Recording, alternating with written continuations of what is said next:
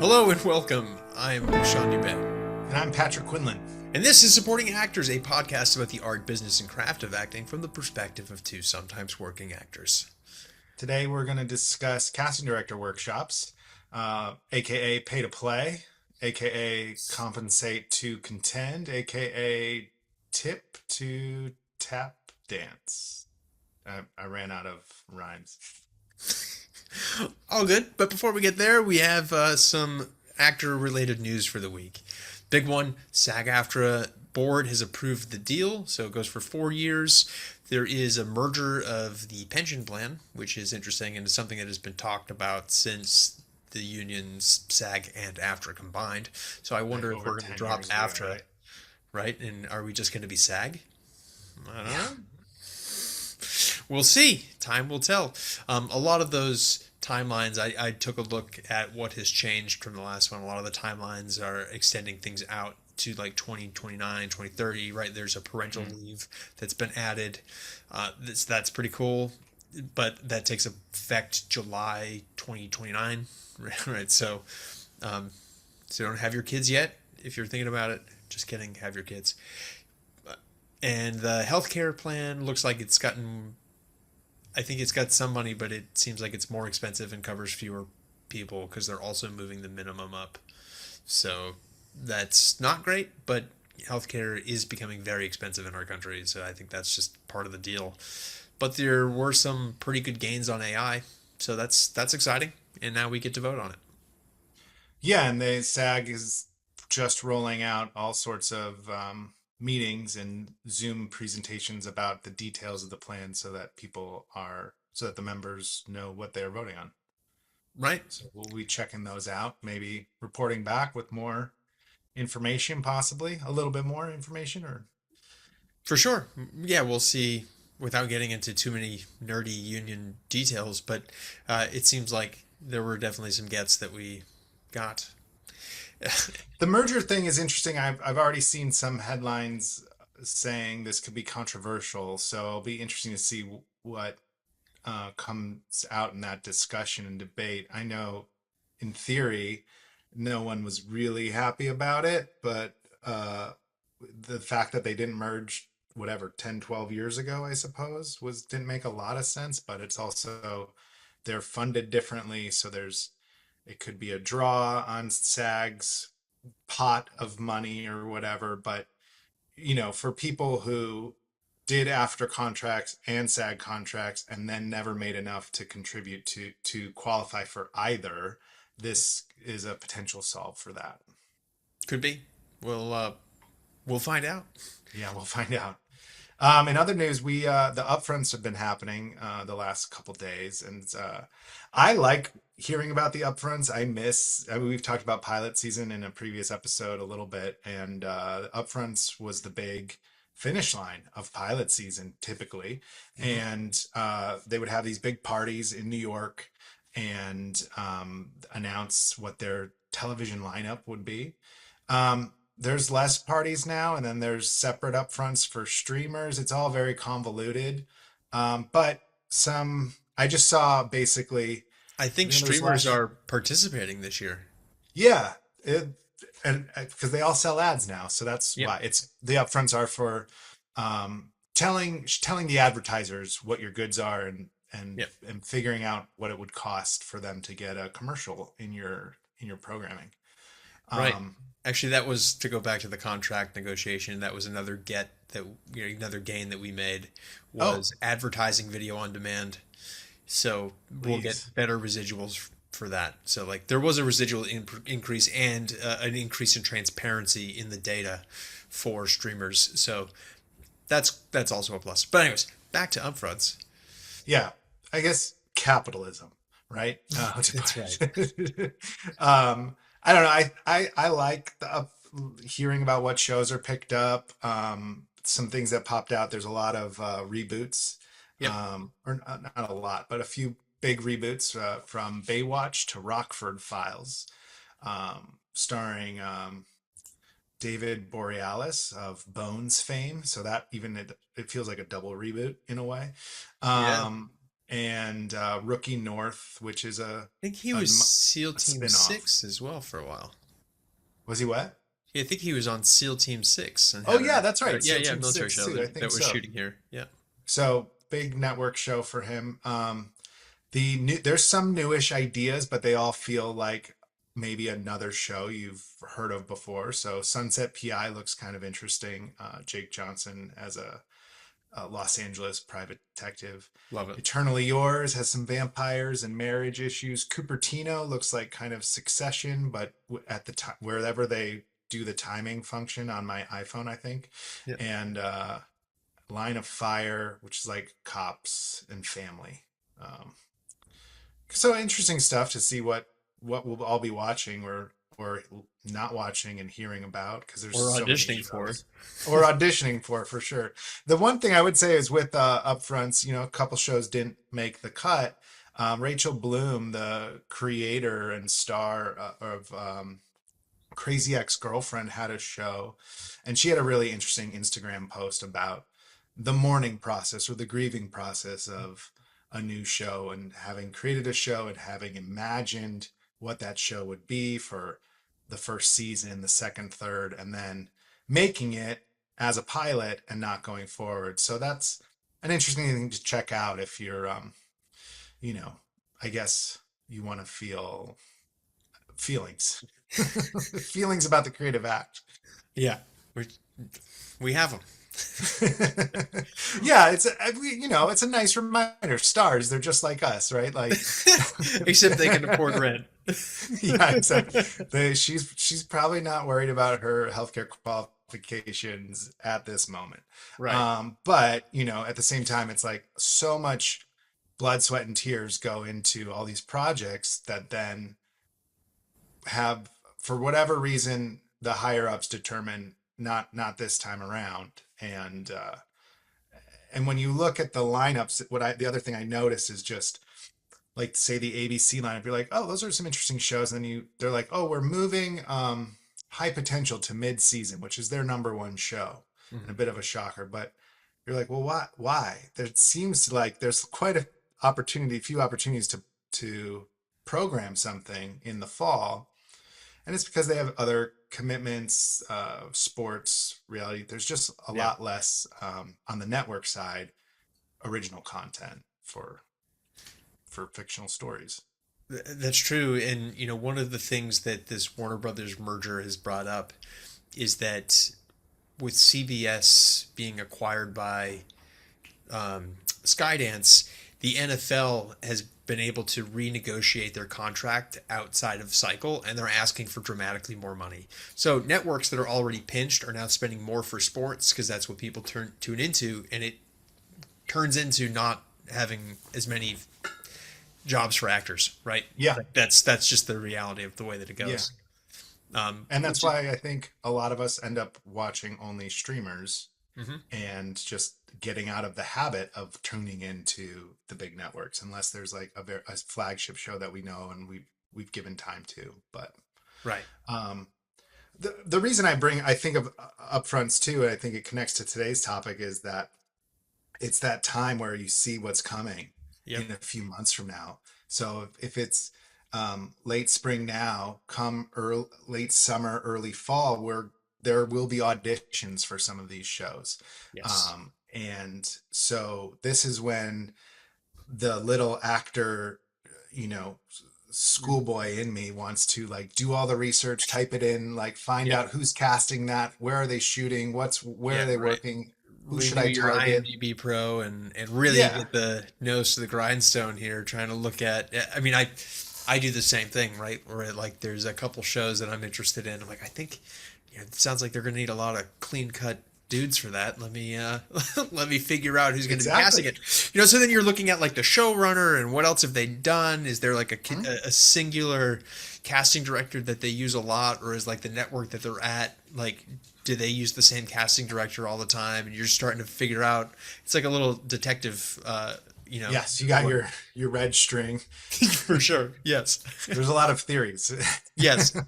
But really, you Yeah, don't know until stuff starts getting posted.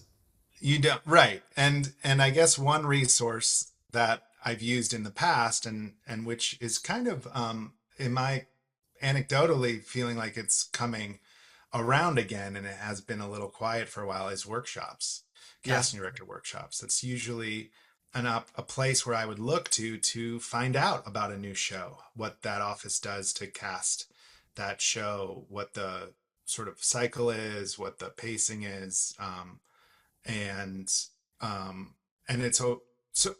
I'm getting ahead of myself. Sean, how would you describe, I guess, like what a workshop is, a casting director workshop? I think it is an opportunity to get up and to show your product to someone that's like kind of like a liaison between you and buyers, right? Like they're, Sure. if you think of Little taste casting, test. they're kind of like sales representatives, right? Like they have a Hmm. retail store and you want them to put your product on the shelf, right? If you were gonna extend it that way, yeah, they're hired to find talent. They want to put people in these roles and get the show going, right? So Yeah. So this, I guess, a it's an casting director. opportunity to show them um, kind of like what you offer, who you are, get to know them. It's an opportunity to network, and I wouldn't expect any auditions to come from them. Sometimes they do, but I feel like that's less often the case.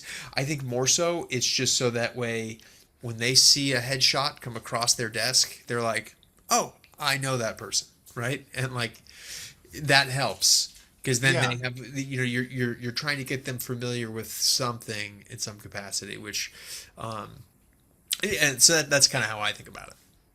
Yeah. I'd add to that for anyone who doesn't know, or who, is listening because they're related to an actor or they're new to town, or fresh out of college. Like, it's basically, it's not an acting class so much as it is, but it is a classroom environment where you might go to SAG, you might go to a private studio, and that casting director has set aside, say, an hour and a half to 3 hours to sit in a room with, let's say, 12 to 20 actors, and those actors will either read sides that have been selected for them, or oftentimes prepare a scene and have a reader there, and they'll stand up front in front of the class, or in front of just the casting director and the reader, read it as if it was an in-person audition, and when I say read, perform it, and then get feedback, get a redirection perhaps from the casting director. Different levels of them, depending on the casting director, how much redirection or how much they say, great, that was lovely, whatever. Or if they know the material, they might be um, sort of helping you mold it to be closer in line to what was actually booked for that part. But it's essentially a mock audition, and an opportunity to ask questions of the casting director, Yeah, usually a little Q&A. I think that's the real benefit is kind of learning how that office operates. And then I think they generally, in my experience, they've gone on to give you a little bit of insight, like with a show that they did cast, kind of why the person that was chosen got chosen and what they were looking for, what the director wanted, what the showrunner wanted, right? So like there's a lot of insight you get into. I think it really is helpful in developing the understanding that it is really not about your acting ability in most cases. A lot of times it's just they just felt like the role, right? And that's that intangible part with casting is that there's a vibe that is right for the show, that is right for the tone, that is right for the cohort that they're hiring. Do you fit that or not, right? And a lot of it has nothing to do with your performance ability. So like if you flub a word, they're just going to be like, oh, could you do that again? And you do it Hmm. again, and they might give you a redirect, or they might just let you burn off one that's nervous and then do some good work, right? Or yeah, it depends. But I find that by and large, mostly the information you get from them is really insightful in terms of how do you approach them, what kind of like they'll oftentimes you can get, how often should we reach out to you or keep you updated, or Right. you know how can we stay in touch, should we stay in touch. Every office is different, and like you'll get those answers. But I, the other thing that it's been good for is like demystifying how actors access works from their end, right? Where Sure. you know, because a lot of them are super cool about it, and they'll be like, yeah, we see 400, postage stamp thumbnails of your, we can sort different ways, or we can just go through the whole thing. But It's even information for you yep, to hopefully filter and use, like, as needed to know where, in some instances, where to spend your money, because yep, they might tell you, like, please stop sending us postcards, if back in the day when they used to have offices and receive yes, postcards, or they might tell you, like, you don't need a slate shot. Like, don't spend the money, don't give actors access that extra money. I think another thing I'd add to that is just it in the sense that it's a mock audition, it's a chance for you to test yourself and your own level of confidence and comfortability, and like, am I staying yes, cool under pressure? And you're it's like you're in a waiting room of sure, the olden times, where everyone's a little nervous. There's a funk, there's a smell in the air of yeah, desperation, and you want to get up there and do well, and that's usually the death knell. So you want to actually get up there and perform your scene and not have it attached to a result. right. um, and you find out, how comfortable was I? Did I get nervous? Did I use it? Did I deal with that? Do I Did need to do this casting more? notice? Yeah, Yeah, yeah. Did I totally burn out and like embarrass myself and this yeah, person hates me? Do you have any memorable experiences, or you don't have to name names, but sure. anything come to mind for, oh yeah, I've had some great workshops, or I I mean, suppose it's been some a disasters? mix of both, so like I did one once where there was a casting associate who worked in an office that I wanted to get to know. Hmm. So I was like, great. And then I got there and he's like, I'm going on my own. I do children's television. Not an interest that I have at all. But he, produced some of his own short films and own indie films as well on the side, and was kind of had some good material and was able to kind of work with a bunch of us, because I think none of us that were there for that workshop like expected that at all. We were like, oh, I was really trying to figure out like how to get into this network show, but like this is cool, good for you, man. Like Uh-huh. but so that was one where you know I didn't realize that, and I probably could have figured that out if I did a little bit more homework beforehand. um that was the only one. I haven't had any negative experiences that like weren't my own doing. Like I procrastinated getting off book or something, like Right.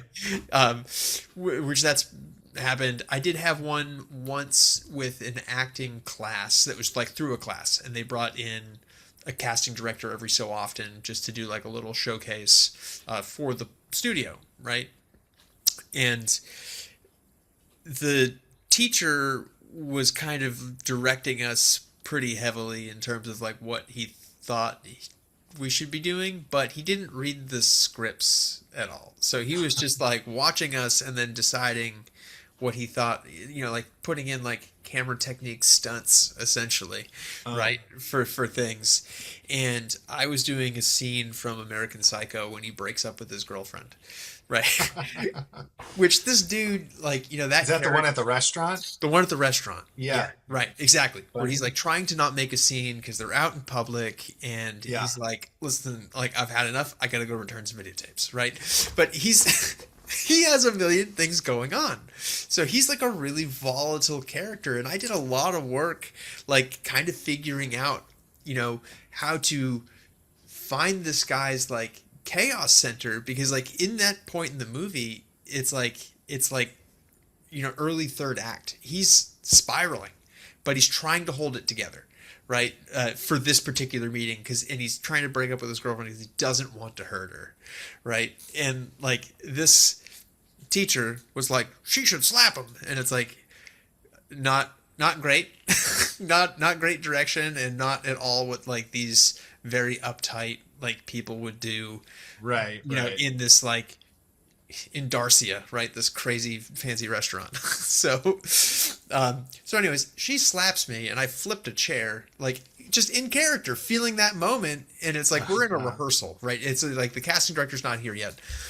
We're in a rehearsal, and like she slaps me. I have the reaction that felt appropriate for that character in that moment, under control. It's not like I'm blacked out or anything, you know. So like I have this Yeah. big reaction, and then I realize that I had this reaction, and now I'm like, you know, thinking again as the character, Brought back like into the I'm scene. like, Yeah. we're in public. How do I make this cool, right? And now it was like to me that like, oh, we're in like some uncharted territory. This is awesome. And he lost his mind. He was so mad at me for not like taking the slap like out to the audience and turning this psychopath into a clown Oh, character. jeez. And it was just Wow. like, and that was one of those where I was like, all right, I'm gonna have to find a different class. And like clearly we have a different philosophy, Yeah. you know. But that was probably like the most egregious like war story of it. But otherwise, Right. and when we did the workshop, it was great. The casting director was awesome. Um, for the most part, I feel like I've been very lucky that I haven't experienced any of the worst of what you hear from these workshops, and the casting directors and associates have always been awesome and great to work with. How Cool. about you? Do you have any like war Um, stories from it? I have a couple of like memorable workshops where, but it was mostly because you created a connection with the casting director. And Mm. I had one casting director who oh, I was that was, there was this event called Carmageddon in LA. Like they were afraid that there was going to be all this traffic, I think, because I forget why, and all that everything was, and I was, so because of that, I stayed at a friend's house who was closer to the workshop so I could get to it Saturday morning, and I overslept. And it was like the second week of the workshop. So it's like this was the week, and I think the previous week she was like, "Hey, um, I really liked what you did, and like, who are your reps?" Or, and I was like, "I'm actually looking for a rep." She's like, "Well, make a list of who you're looking for, and let me see it next week." And I overslept on the day I was supposed to bring the was because on my buddy's couch, and like my alarm didn't go off or something, and you at the went back in the day when you were doing these workshops, you had to email them if you were like, if there was a problem, if you were canceling, because Yeah.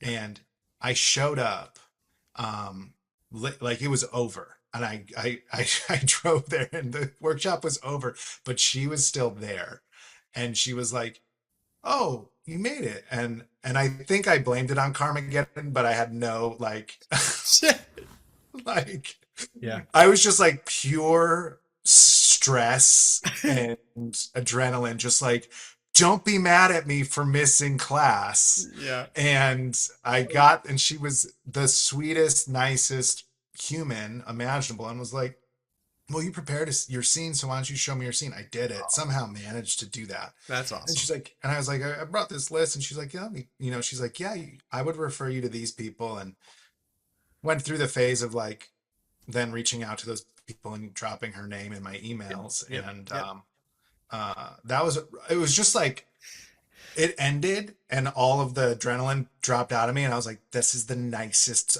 thing anyone's done for me in Los Angeles. Like, it's Yeah. really like what it felt like. So I guess that would be a good one. And I think but I think it really is an opportunity to kind of like you said, Sean, earlier, like show your wares. And if we think about like advertising, and we are advertising ourselves, uh it's a point of contact where you're making contact. So Yeah. it's nice to be seen in that way. I'm sure there are some disasters where I was like, oh, I mean, I can think of probably several where they were just like, I did it, and they're like, blank, like n- our tastes were not matching that day, Sure. or like it's like personalities. You're like, okay, cool, like we don't totally vibe.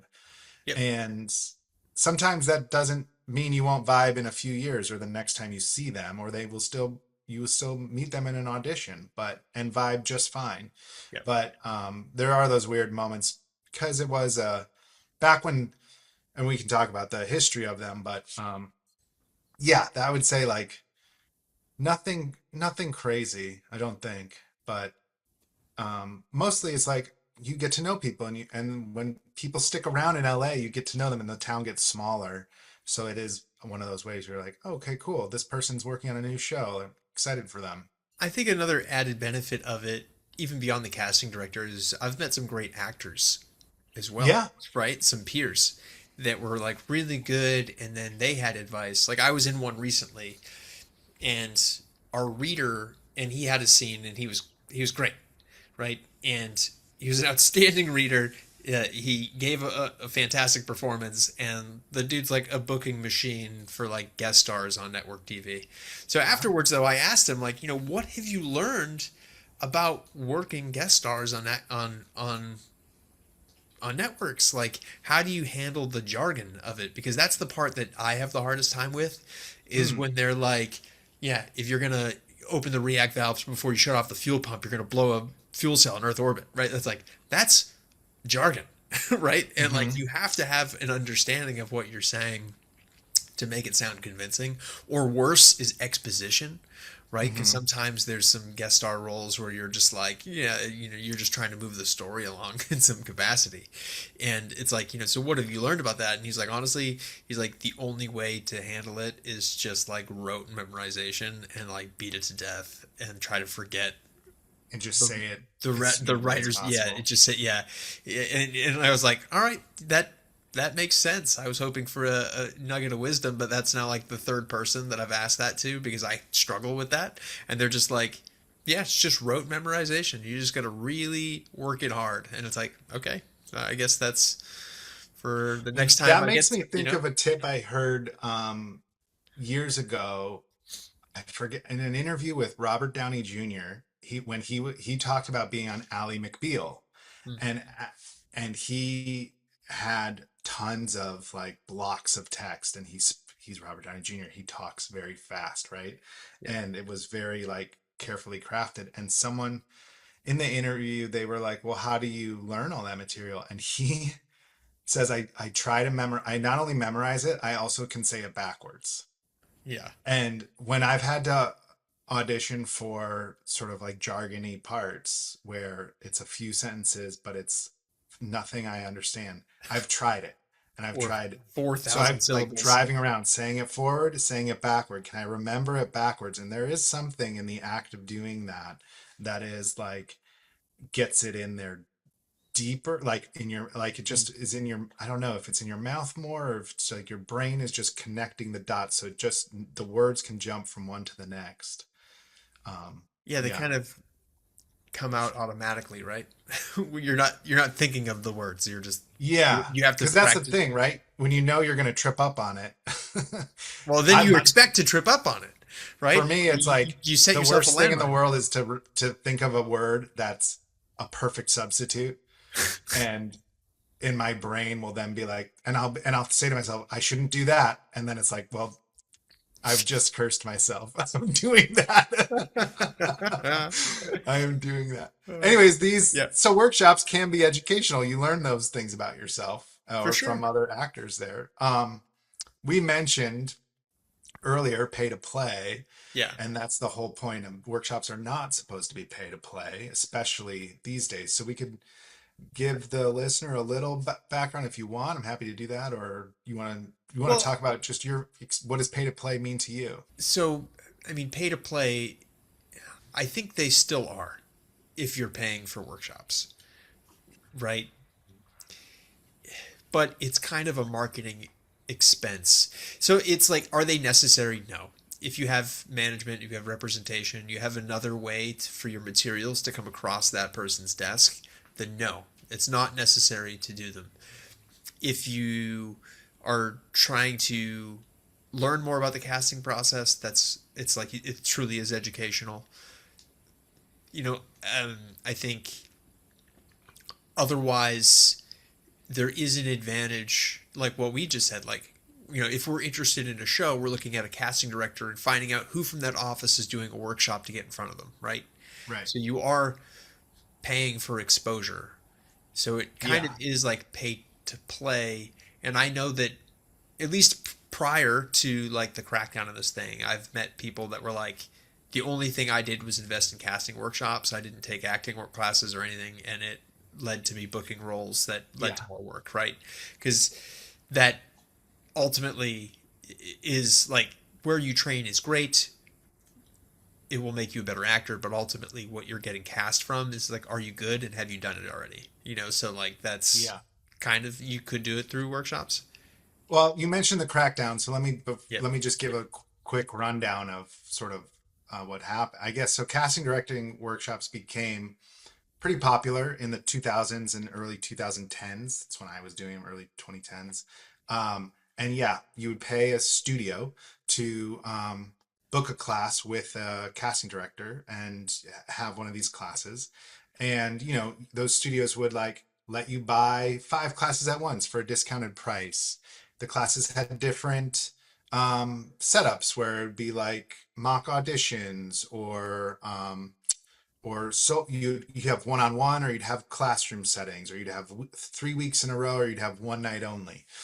And yeah, it was the critique is you're paying to have a mock audition, which is pretty similar to a real audition.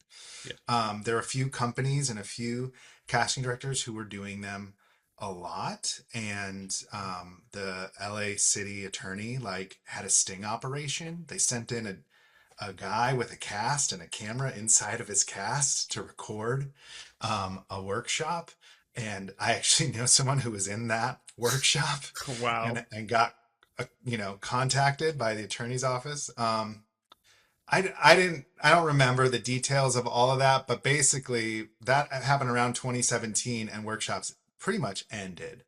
Wow. A bunch of studios shut down, a couple rebranded, and they've all went to this thing where you used before 2017, before this crackdown, you could give them your headshot and they could walk away with it. So it got into their filing system and in their Yeah. office. Or exchange contact information. Or Right. yeah, Yeah. all stuff like that. And like full disclosure, like I was one of those people who like did a bunch of workshops, and I felt like I got a bunch of jobs and certainly a bunch of auditions out of it that paid for itself.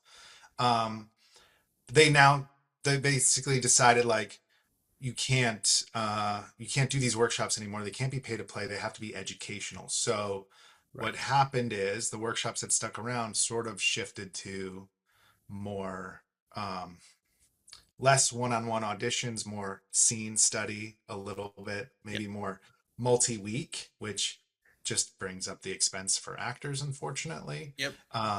And where you're saying maybe you're doing just a co-star level class, and co-stars and guest stars is a different day or whatever, self-tape checks.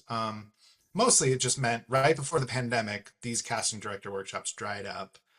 And now, what, almost 10 years later, a few years after the pandemic, they're they're happening again more consistently. I noticed casting directors are attending them a little more frequently.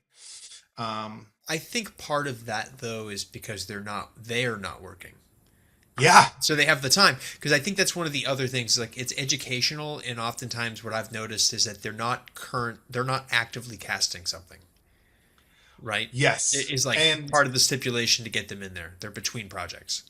yeah, and the idea, and I not only are they, I think, like you said, they're not necessarily working at the moment, so they're not necessarily making money. But even when they are working, they're not the the costs have been cut.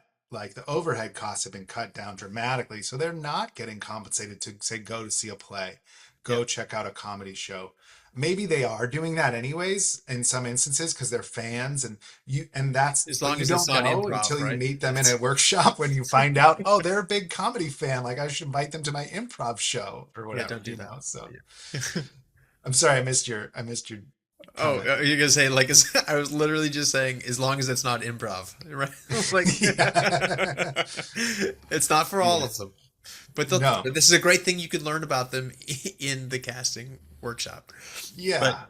that I would was say the other yeah, other thing that happened after the crackdown is um, quite a few casting directors and former casting directors are now actor coaches. yep, And so instead of doing workshops, they are doing one-on-ones over Zoom some that I love are having their own classes and they yep, are having their own acting classes. And you have to then look at and do your own due diligence in terms of their social media, in terms of their expertise, and say like, oh, this sounds like an acting class from a casting director's point of view. This would be valuable to me. mhm, Versus back in the 2010s, you'd have an associate or an assistant doing a workshop and then, not necessarily having any credentials to say give you actor feedback, but they're more of a taste person, or they hope to aspire to be a tastemaker, right? one last thing that I would say about casting workshops and the casting directors that you see, and why I think we're seeing more of them now, is because they do also miss the in-room audition, That's a right? great point. They Yeah. miss working with actors in person. They generally are people that really love actors and they do love acting and they want to experience that. They want to be up close. They want to find that great performance, right? So it's much different now with self tapes, and I think that's kind of what's bringing me into the like has reinvigorated my interest in doing more of them as well. Not only is it just like for the marketing and exposure aspect of it, but it is that like doing something, if I'm recording a self tape, I can do 7 or 8 takes and get a great one and send it off. Whereas like in the room, you kind of have to be there. You got to be ready. There's a demand. There's a polish to doing it in front of someone that you don't need it in a self tape, right? So I think just even for maintaining the skill of auditioning, it's like nice to get in front of someone. All right. So what are our takeaways, I guess? When should you take workshops? When should we not take? When should someone avoid? And we could talk about some scenarios too if we want, but Yeah, I think it's very similar to when you approach agents and managers. If you listen to that episode, right, where it's like you got some materials going and you're kind of ready to work. I think this can even still come before representation because Mhm. you do need to know casting, and I think you want to have a couple things like small indie student things under your belt, right? And then I think that's when you want to start once you're kind of over the bewilderment of the industry and getting started, and you have a real and a quality headshot that looks like you, then that's when you could get going. I would say you want to be doing classes for a little while, and oftentimes I think your teachers would also have some guidance, right? If you were to ask them like, "Am I ready to start doing casting or whatever?" I think that would be a good indicator. Yeah, and if you're in an acting studio or acting classes regularly, you would generally hear about other people doing workshops, and Yep. you'd start to hear which ones are worth doing, which CDs are you know very generous with their time or their feedback, and which ones are working on shows and currently casting, and Yep. um, yeah. So yeah, if you are ready to work in the sense that like you you're not scrambling every time there's an audition, you've got materials, you're ready. If you're doing a Zoom workshop, you have like a good setup for that Zoom and self-tape and good internet, like you're ready to put your best foot forward. It's a good time, and like you said, that might happen before you get reps, because if you find the right show that you're fit for and they have a ton of co-stars, like you could probably get a co-star or two under your belt and then reach out to reps with that proof of concept and say like, hey, I'm booking right now. I Yeah, need some or reps. if you have a role, like let's say you have you're pinned for something, you could Hmm. then go get an agent, right? And Yeah, that's where it's a lot easier to get an agent when you have something that needs to be negotiated, right? sure. So that is just another thing to be like, hey, I've got this role coming up. I'd love to give you 10%. Like, are you looking at, are you taking actors? So that it's, yeah, you get more yeses when you have money. Yeah. When should you avoid the workshop, would you say? If you're too busy to prepare proper, right? That's a great one. Yeah. If If you're yeah, stretched too thin, if you're stretched it's too like, thin, if you got yeah. a lot of life going on, you might want to pump the brakes for a few weeks. Yeah, because it's tough, man. You go to those workshops and it's like it is that all of the Well, it's energy and anxiety. If there's something else distracting you, that is the last place I want to be sometimes, you well know. for sure, and I know for myself, it's easy when I have other things, more pressing things. It's like it's an elective thing that I paid for. If I, stub my toe in there, it doesn't matter. It's Yeah, much less important than the other things going on in my life. So right. it's easy to not prep fully, not take it as seriously because it's a class, or so you just, that for me are some of the things that, if I don't think I could give it a proper preparation, then I shouldn't be doing it. Yeah. I would add uh if you don't have the means, the finances, Sure. it's not worth doing. Like save up for that, take a month off of class when you're ready to go, or to go do the workshops. Wait for the right time of year when things are just getting into production, maybe. But Yep. because I've noticed in myself and in some friends, like the workshop is a tangible thing that you can do, and when you press buy, you feel like you're in control of your career, like you did the research, you looked at the calendars of the different studios, and and you pressed click and you're like, let's do it. And then you all of a sudden sign up for way too many, and you're just you're grasping at straws, you're throwing spaghetti at the wall. It's not you're not entering it with the right frame of mind. Like it should be, you should be bringing your best self, and that should be coming from a relaxed and confident place, I suppose. I think another one would be if you didn't know what they're working on, or like you're not familiar with their work, right? Like not doing your Yeah, homework, either not knowing what you want or what they do, right? yeah, So that's another one where it's like, if you have no sense of what business direction you want to go in, don't just take a class to take a class. Like yeah. there should be some intention behind why you want to get to know that office. That's great.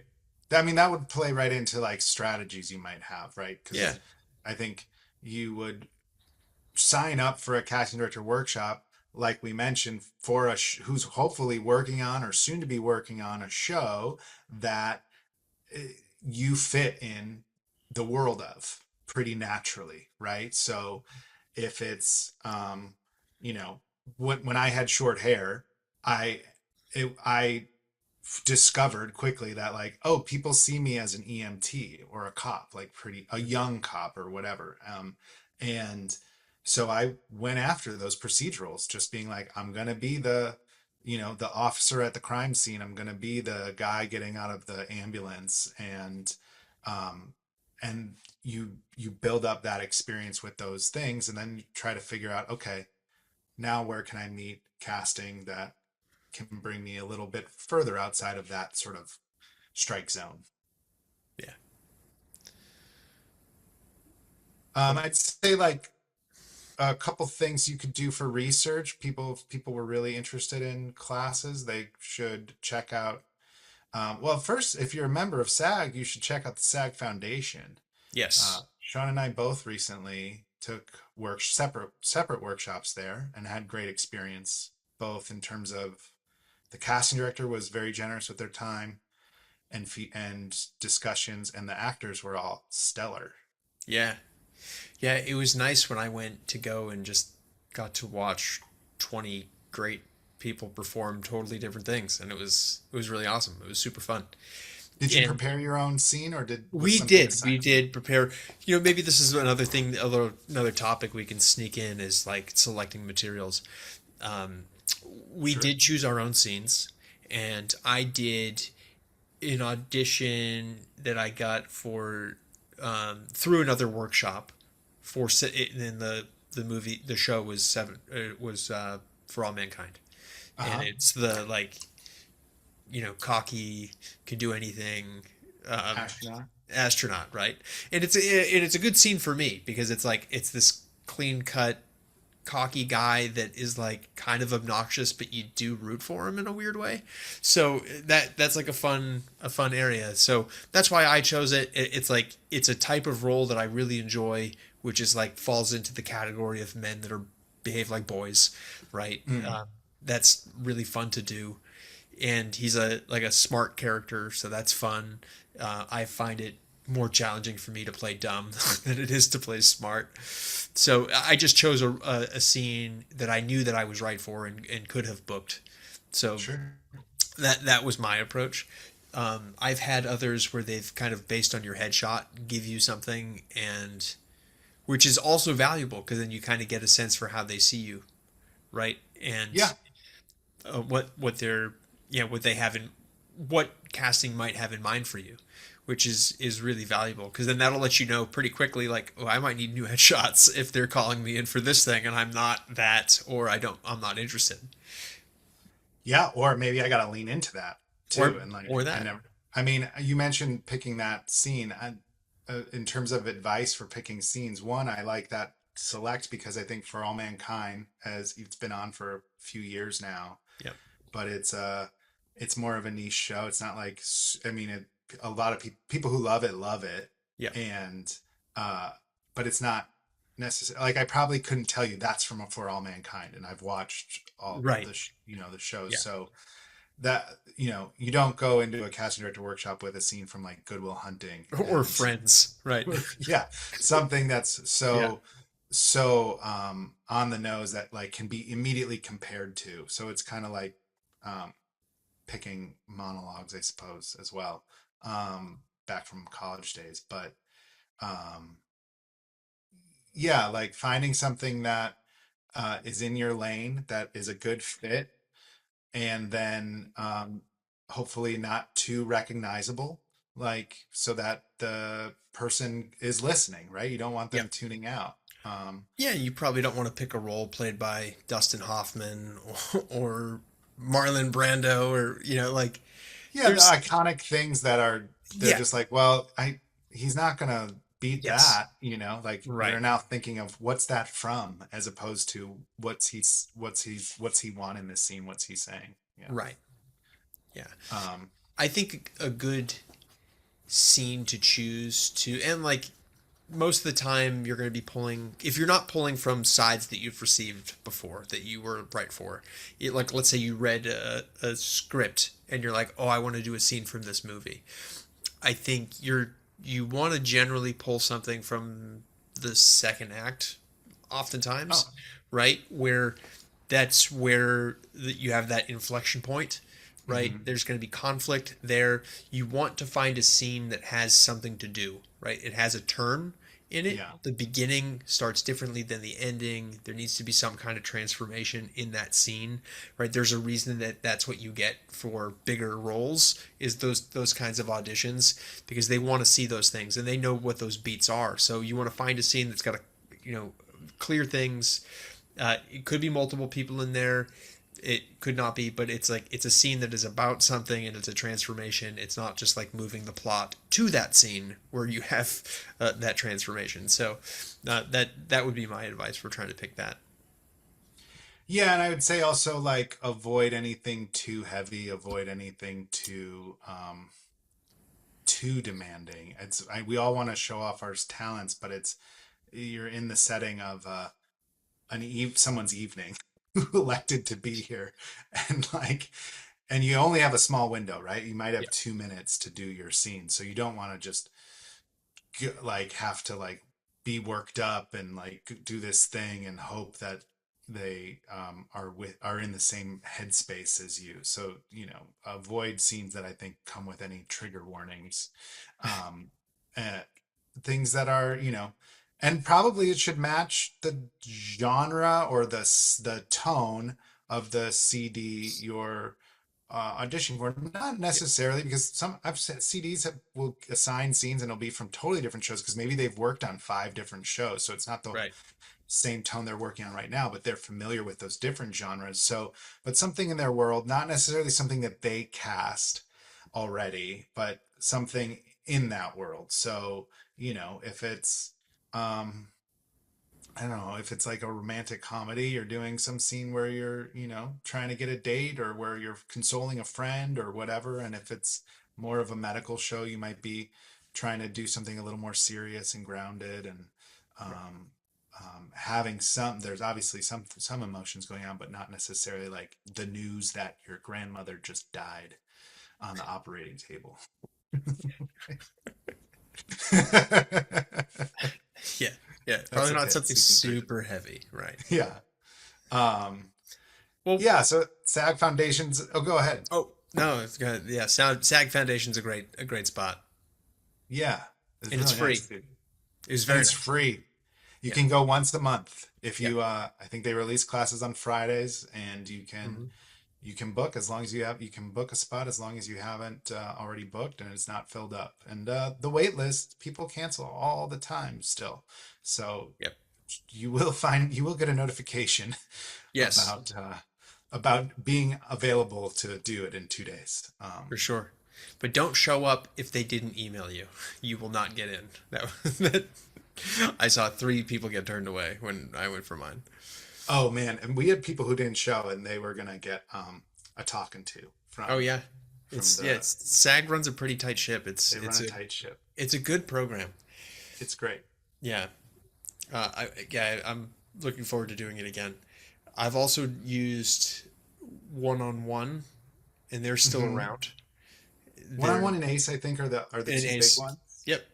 And then I think there's some co-ops around town that you can join. I don't have a lot of experience with those, but No. it's different acting classes also have relationships with Yep. And some of them casting, and do they like a bring monthly people in. casting workshop or something. Right. Hmm. Hmm. And then, the nice thing about like back in the before the crackdown, the workshops was where you got a lot of that information. And I'd say nowadays you can get a lot of that information online already. So don't feel the pressure to go to a casting director workshop just to find out how they run their casting or run their office or what they're looking for, because casting directors are on podcasts. Casting Yep. directors are giving away valuable information on Instagram.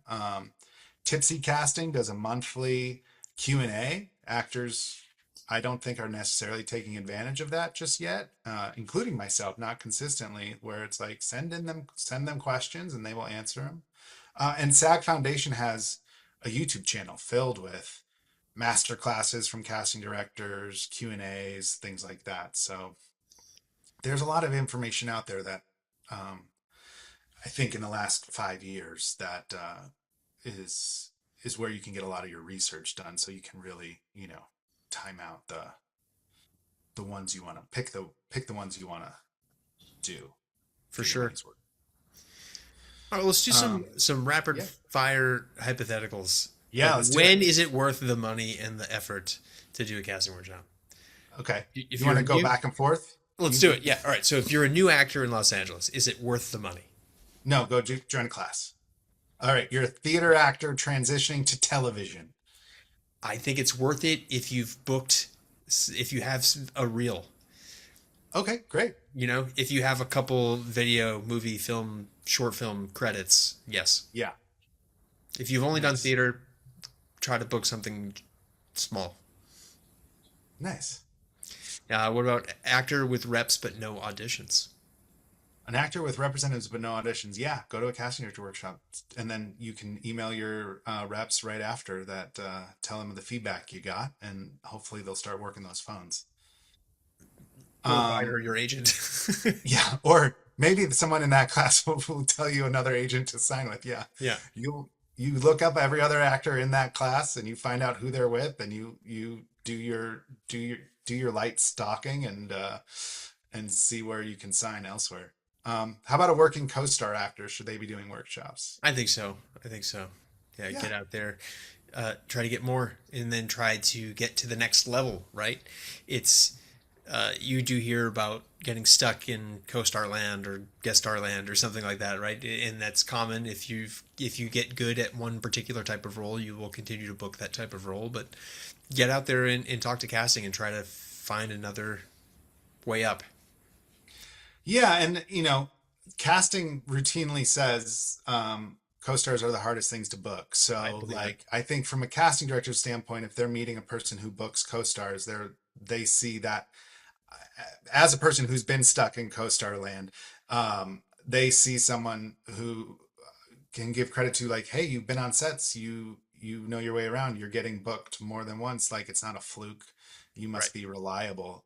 And they sympathize with, they know you want to get to the next level, and maybe they'll start thinking about you that way.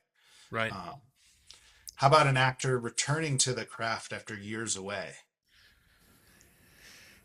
After years, Second act actors. second act actors.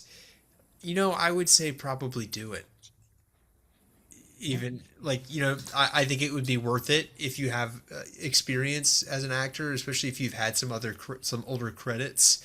I think you'd want to do that in parallel with trying to find a way to get back on set in another capacity, whether that's like a student film, right? Like get something fresh, Yeah.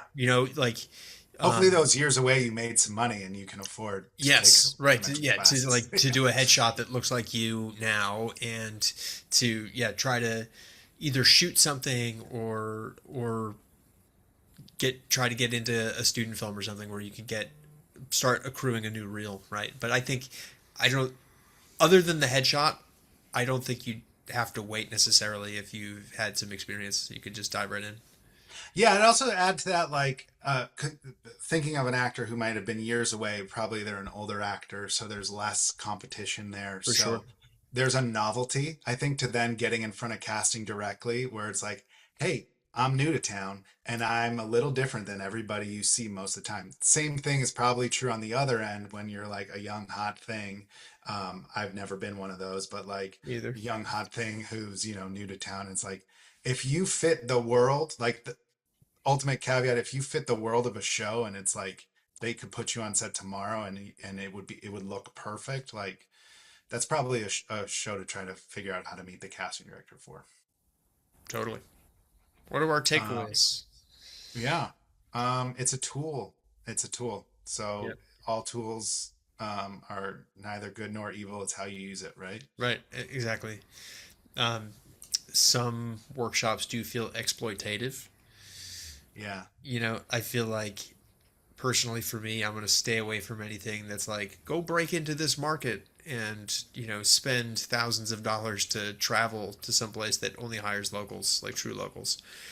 Uh, Right. right. I and you can see, if you look at the different calendars, you can see who's doing cast, at least pre 2017, you could see who was casting, who was doing workshops every weekend, and I was sort of like, that's the one to not to stay away from, because are they really like giving all of their time and energy? They don't take one weekend off for themselves, Right. um you can find out who's more of the educational person. um Right. I don't think anyone's stealing your money. It is information. You are You're always getting something for responsible it. for it. Yes. We will all be paying a lot of extra funds to be a part of this machine. But Yeah. that's kind of one of the pitfalls, I guess, of doing these, Well, I mean, what doing acting because that's doing just how acting. that is just acting now, right? It's become so expensive to do nothing. Yeah, But yeah. There's, I mean, yeah, we've mentioned it. I guess we'll probably get into it again in another episode. But yeah, it is. Um, it is akin to like being a startup. There's a lot of startup costs, yep, and there's a lot of. And when you're trying to build your product, that's class. When you're trying to market your product, that may be where the workshops are. So yep, to do the both things at the same time, it becomes harder. I think people want to get ahead of themselves. You know, we said something earlier about like, if you're we were some one of the things I just remembered, like, I used, when the casting director classes were going all the time, when the workshops were happening all the time, you would see some people who were doing them all the time and doing everyone, and that's where I'm like, pump the brakes a little bit. Like, it's not all just like showing up and being seen every 3 months. it that feel if you can pay to play from the other end and think you deserve something from the casting for being Yeah. there, and that's not the way to go, I don't think. Right. No, not at all. Yeah, your priorities No, are not in got the off right topic spot. there. Yeah, Yeah. yeah. So I don't know. Any other takeaways? No, I think that's kind of it. Yeah, they're a tool. It's you can just use it. Try to be specific with what you want from it, right? Yeah. And you can be targeted. You can be strategic with it, or if you're just trying to understand, like if you did relocate to a new market, if you're just trying to understand how that market works, then you probably want to get in front of everybody. Hmm. So that yeah, I think that we kind of did it. Yeah. Cool. Should we Yeah, do some ad libs? let's do it. What's giving you joy? We have been watching Margo Has Money Troubles. Oh yeah, we have Yeah, two. yeah. Great. I'm really enjoying it, and it's like a funny show. It's really well done. The cast is great, and it's just like 30-minute episodes. They're a little snack size, which is awesome. And I think they got a finale coming up in a couple weeks, but right now we kind of got caught up halfway through, so it was nice to just sit down and like watch 5 episodes and be like, "This is great! I can't wait for Wednesday." So Cool. yeah, that would be mine. How about you? Cinephile Selects. It's Cinephile is a video store in Santa Monica or in West LA on Santa Monica Boulevard, and it's like a indie, um, real nerdy video store where you rent DVDs. And from a casting director workshop, I discovered that that casting director is also a director and is a patron of Cinephile, and they did a little feature of him like picking out his favorite movies. It was like indie underground Criterion Closet, Nice. Yeah. and I watched. He did like a whole carousel of probably like 12 different directors, genres, things. Movie fanatic, a cinephile, if you will, and I really loved it. I loved learning about his taste in movies since he is a casting director and a producer. And then I was like, wait, there's more of these? And you like just scroll down through their Instagram and it's, you've got a watch list really fast of they've had musicians do it, they've had actors do it, they've had comic book artists do these, and it's a Criterion Closet, but for the working people, I think. That's super cool. I'm gonna have to check that out. Yeah, yeah. All right. Well, this has been awesome, man. Thank you for listening to another episode of Supporting Actors. I'm Sean Dubay. And I'm Patrick Quinlan. If you have questions or comments, please reach out to us. You can leave a comment on wherever you're watching or listening to this. We are on YouTube, we're on Apple Music, Spotify. You can send us a question, comment, voice note to ask@supportingactors.com. And tune in next week where we'll discuss how eating your lines is the best way to learn them. Oh yeah, osmosis. Yeah, for sure. Digestion.